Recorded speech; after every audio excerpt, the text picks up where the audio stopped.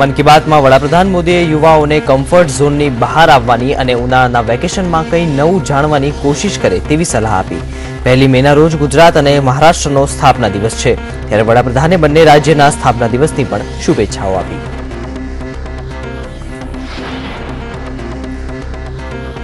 વડાપ્રધાન નરેન્દ્ર મોદીએ 31મી વાર કરેલી મન કી બાતમાં અમદાવાદના પક્ષી પ્રેમી જગતભાઈનો પણ ઉલ્લેખ કર્યો।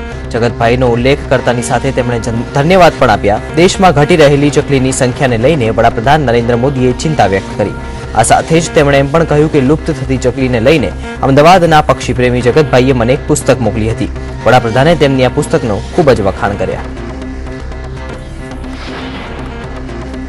છત્તીસગઢના સુકમા સ્થિત બુરકાપાલમાં નક્સલી હુમલામાં 25 જવાનો શહીદ થયા બાદ હવે બસ્તરમાં નક્સલીઓ વિરુદ્ધ સર્જિકલ સ્ટ્રાઇક કરવામાં આવી રહી છે।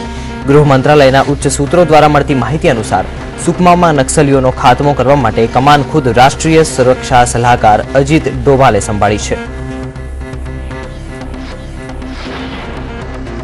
તો હાલમાં જ છત્તીસગઢના સુકમામાં નક્સલીઓની સાથે અથડામણમાં સીઆરપીએફના 25 જવાન શહીદીને વહોર્યા છે। આ ઘટનાની સમગ્ર દેશમાં શોક અને ગુસ્સો ભરાઈ ગયો છે। શહીદ થયેલા 25 જવાનોની મદદ માટે ઘણા લોકો સામે આવ્યા છે। bharatkeveer.gov.in નામની વેબસાઇટ દ્વારા શહીદોના પરિવારને આર્થિક મદદ પહોંચાડી રહી છે। આ વેબસાઇટ આ મહિને જ અક્ષય કુમારની સલાહ પર સરકાર દ્વારા લોન્ચ કરવામાં આવી છે।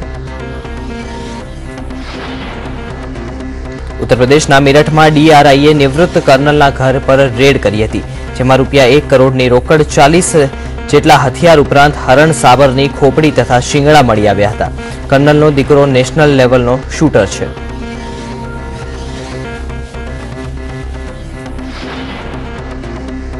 દિલ્હીની જવાહરલાલ નહેરુ વિશ્વવિદ્યાલય પરિસરમાં શહીદો માટે શોક સભાનું આયોજન કરનાર પ્રોફેસરની કાર પર શનિવારે રાત્રે કેટલાક માથાભારે તત્વોએ હુમલો કર્યો હતો। જેએનયુના સહાયક પ્રોફેસર ડોક્ટર બુદ્ધાસિંહે આરોપ કર્યો છે કે કેટલાક લોકોએ તેમની કાર પર હુમલો કર્યો હતો। અમદાવાદમાં વિરમગામમાં ઋત્વિજ પટેલનો રોડ શો યોજાયો। હાંસલપુર ચોકડીથી વિરમગામ શહેર સુધી બાઇક રેલી યોજવામાં આવી, જેમાં મોટી સંખ્યામાં કાર્યકર્તાઓ જોડાયા હતા। ઋત્વિજે સરદાર વલ્લભભાઈની પ્રતિભાને પુષ્પાંજલિ અર્પણ કરી હતી।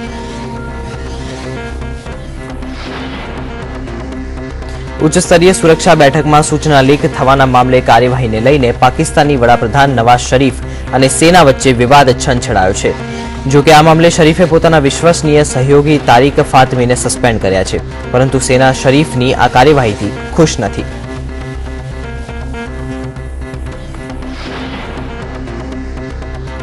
પૂર્વ નેવી અધિકારી કુલભૂષણ જાદવ મામલે પાકિસ્તાનના હાઈ કમિશનર અબ્દુલ બાસિતે નિવેદન કર્યું છે। બાસિતે કહ્યું કે આ કેસમાં પાકિસ્તાન પોતાના કાયદાના અનુસાર કામ કરશે। જાદવ સાથે મુલાકાત કરવાની અપીલ મુદ્દે કોઈ નિર્ણય કરાયો નથી।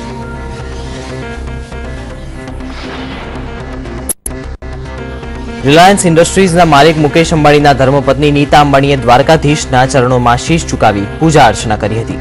વહેલી સવારે તેઓ સુપ્રસિદ્ધ યાત્રાધામ દ્વારકામાં આવ્યા હતા અને મંગળા આરતી સહિત ધ્વજાની પૂજા અને પાદુકાની પૂજા અર્ચના કરી હતી।